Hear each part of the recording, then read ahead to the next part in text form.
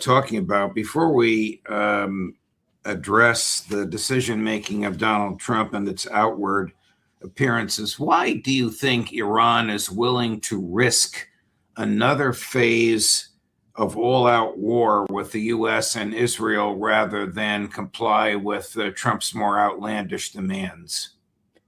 I think Iran does not find Trump's demands credible. The reason being that Iran has retaliatory capacity.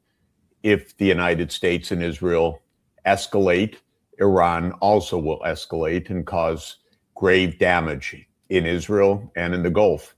I think this has been the conclusion basically now for 3 months, that there is no real credible path of escalation, and therefore Trump's threats and bluster don't carry weight. This has been my view also all along. I think it's confirmed in the last 48 hours with the renewed exchange of fire, which quickly was brought back under control by the United States, which does not want escalation. Neither side wants escalation, actually. Since there is unlikely to be a formal agreement, my view has been all along, and I continue to hold it, that just informally, the United States should go home and the Gulf and the Straits should be opened for international shipping of hydrocarbons, and as best as possible, we get back to square one before this whole debacle unfolded starting on February 28th. When it comes to Israel, Trump is very clear. He said, I called the shots. It's also clear that if Israel continues to attack Lebanon, Iran feels that it has the opening to attack Israel again, because the United States isn't going to intervene in that, because the U.S. has also said to Israel, stop the invasion of Lebanon, stop the attacks in Lebanon. Of course, Netanyahu's whole theory has been that with American backing, Israel can destroy any foe. It's not true. It's very costly for the United States. And Trump was also correct when he said a few days ago to Netanyahu, everybody hates you and everybody hates Israel now. And that's objectively true as well. So what we may be glimpsing is the beginning of the end of Israel's impunity. I certainly hope so. It would mean that the United States is recapturing its own foreign policy. This would be the right thing to happen.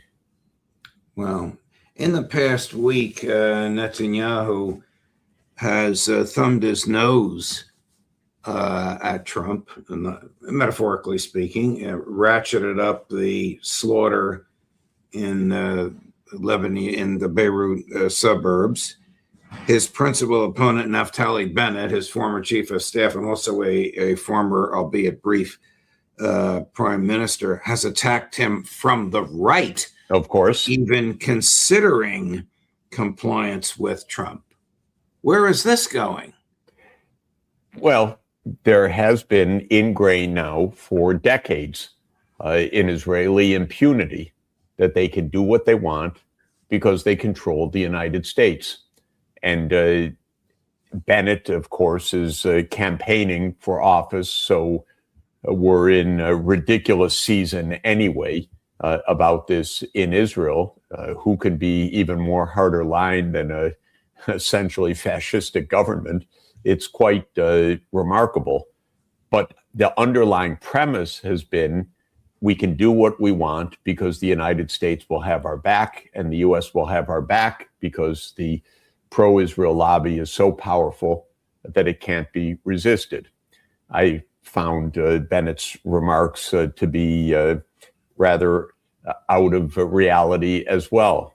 I'm not holding my breath about Israeli politics, by the way. They may get rid of Netanyahu, and the same kind of bluster and violence could continue. But what we're observing is a deeply held view in Israel that they can do what they want because the U.S. leadership will always come around. It may still be true, although the last few days have had Trump go out of his way to say it's not true. And we can recall several points.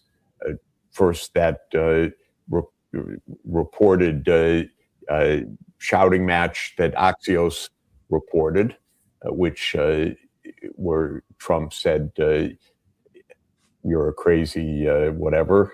I won't repeat the words. And everybody hates you. Well, then Trump was rather proud of that being reported. That was not a leak. That was a signal. Then Trump said very explicitly, I told Netanyahu not to fire back. And then when they did fire back, I told them to stop.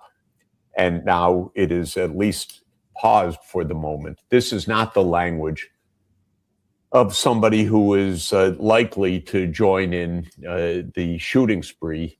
Although with Trump, of course, we all know that everything is a bit unpredictable. Then it's reported just now that when Trump was challenged on this, he said explicitly, he doesn't call the shots, I call the shots.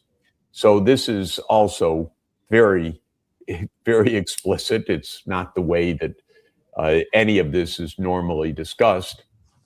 I think another fact that was quite telling is that, as we discussed already last week, the survey that the Pew Research Survey Institution carried out all over the world shows that Israel, let's just say its behavior, is despised all over the world. Netanyahu is despised all over the world.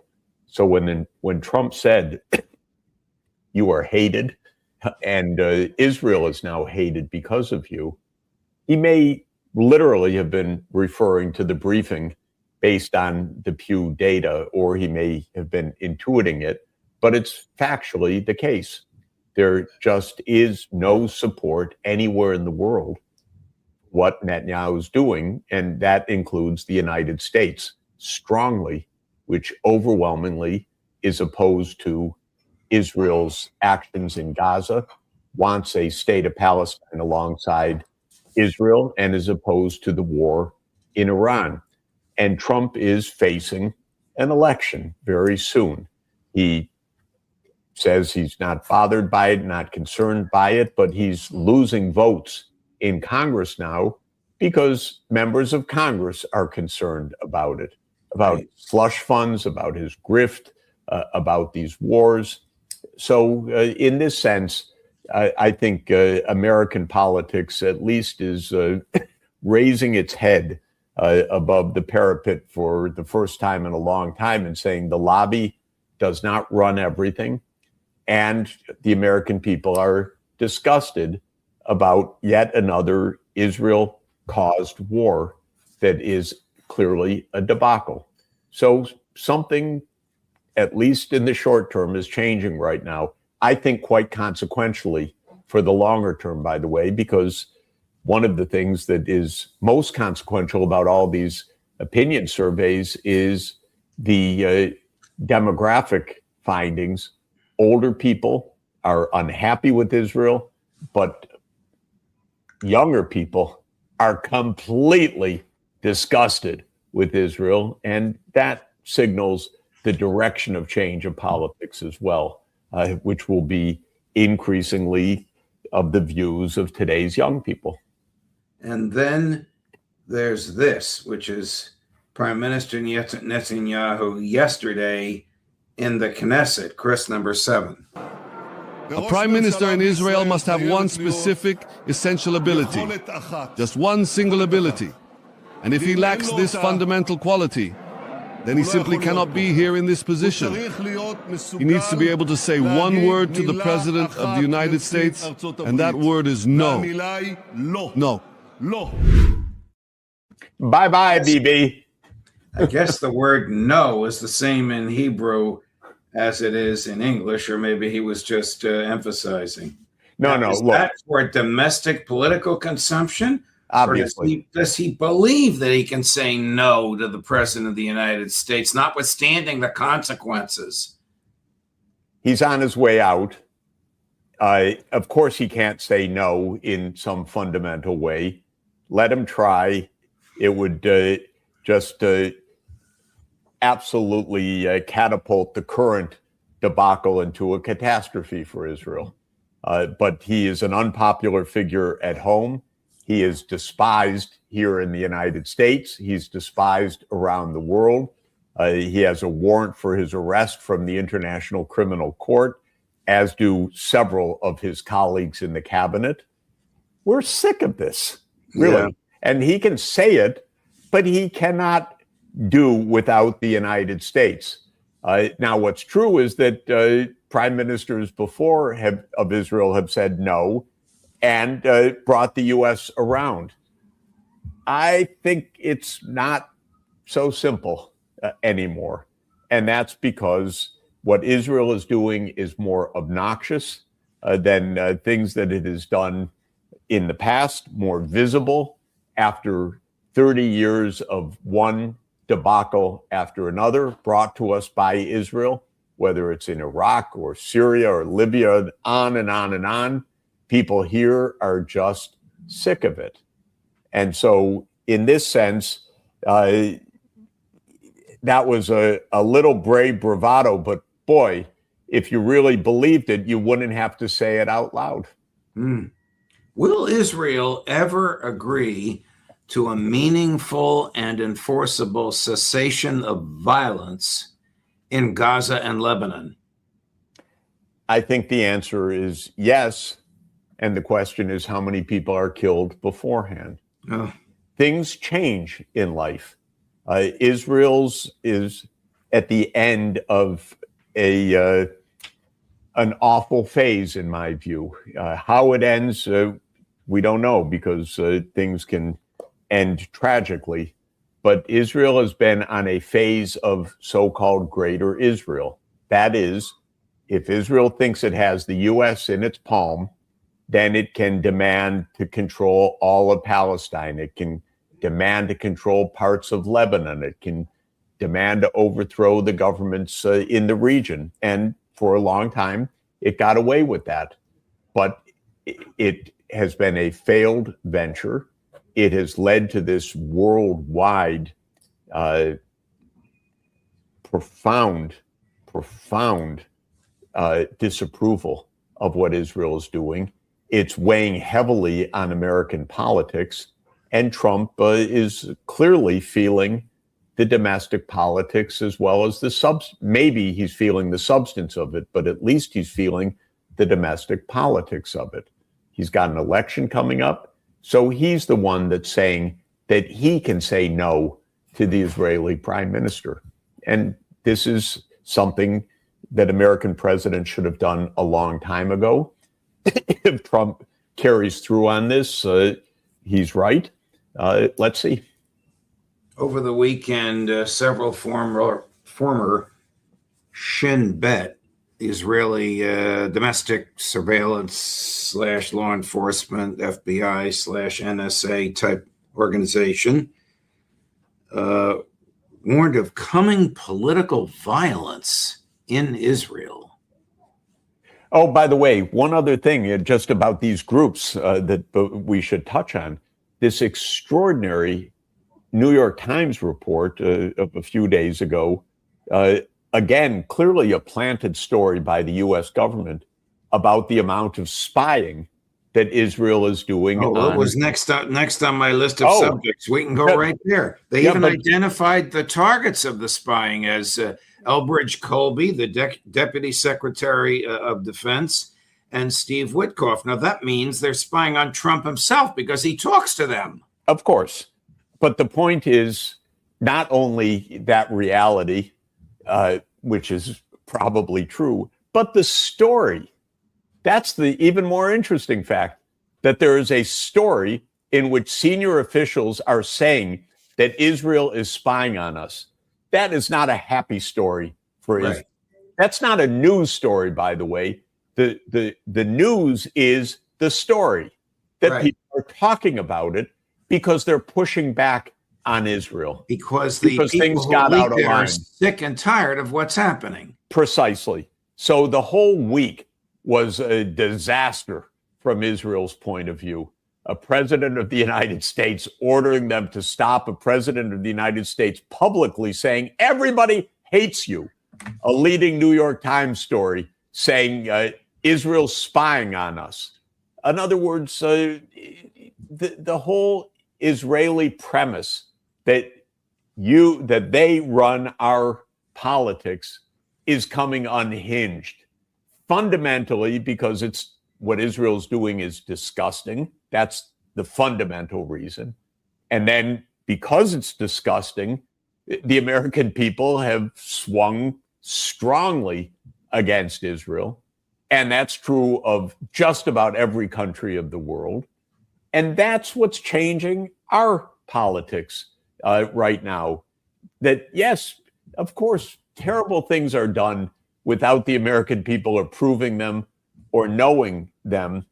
But usually when there's strong public opposition with a lag, there's somehow a change of the American politics. The Vietnam War is the classic example in my lifetime of a horrible war that gradually was shut down on the U.S. side because the public was just exhausted by this horrible mistake over many, many years. And I think the same is happening with Israel now.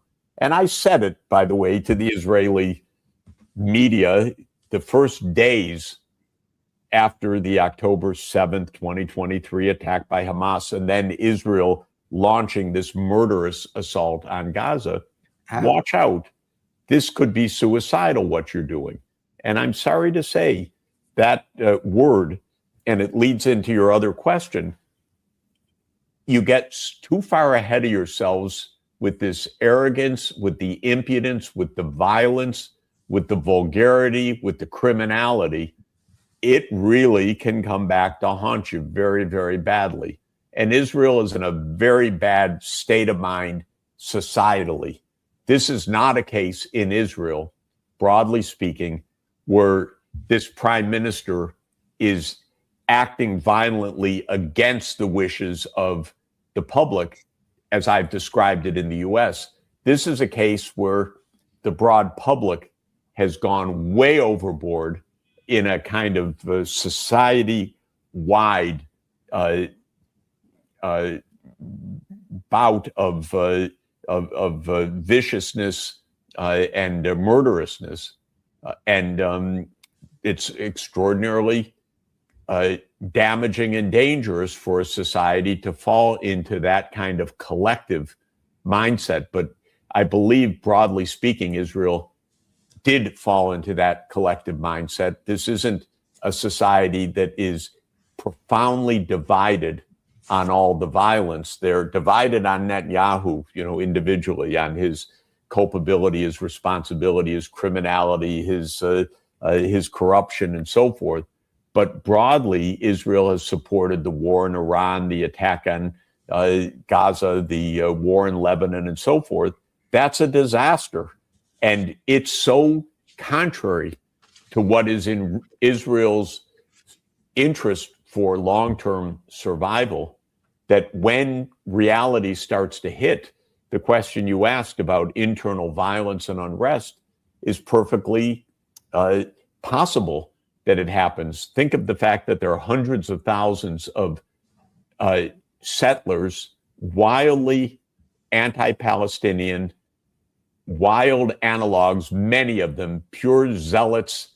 God gives us the right to do whatever we do in the occupied territories. And they have that zealotry. They're killing people all the time, burning down Palestinian houses, shooting children, terrible, terrible things. And the mindset is absolutely extremist, and it has been given full vent by real fascists in this government, Smotrich and Ben-Gvir at the top, even more. than Netanyahu.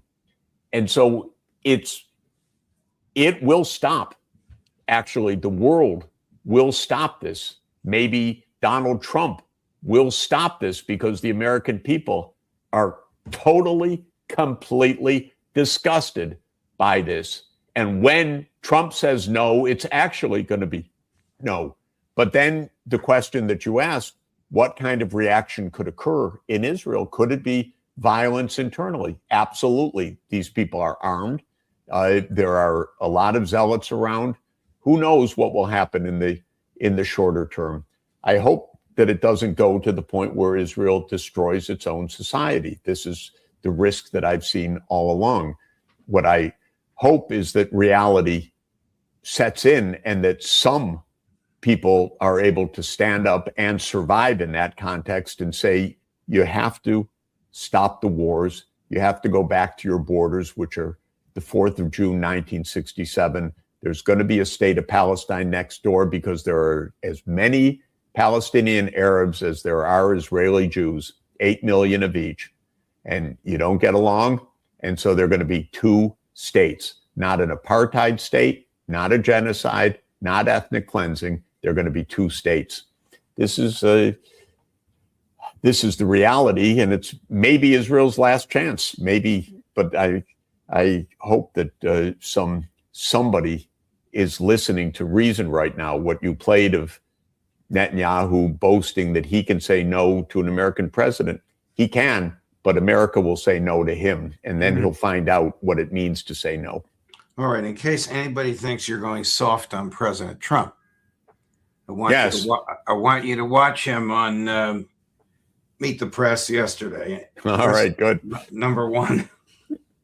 Do you think it's appropriate that they have an election and 5 days later they're nowhere close to picking a winner? State and local officials acknowledge they are slow. They're urging. No, they're crooked. They're urging the votes to be counted quickly. That's how they vote in California. They're crooked, just like you're crooked. Your press is crooked, and Meet the Press is crooked. To be fair, I'm not crooked, but let's really. Let's well, continue. You play right into their hands. Let's continue. You're either crooked or you're stupid. You play right into their hands with this rap. You know that these elections are rigged. Your network knows that they're rigged. You know that I won an election in a landslide, and I got 94% bad press. But, Mr. President, you know why I got that? Because you have no credibility. But you've never presented evidence that it was rigged. Let's keep talking about. I want to talk about Todd. You have more evidence. There's more evidence than ever presented. Let's talk about your elections in this country. We're like a third world country. Your elections are crooked, and you're crooked, and Meet the Press is crooked, and so is ABC and CBS and CNN. But, Mr. President, you're one-sided crooked networks. All right, let's call it quits because I've had enough. Thank you, darling. Have a good time. Mr. President, let's please. I traveled all the way to Wisconsin. I've sat in the rain with you. I know. I've sat in the rain with you for an hour, on and off in the rain, and I've given you enough time. You ought to straighten out your press because you know what? Mr. President, a country can never be great with a dishonest press. We traveled all the way to Wisconsin for this interview.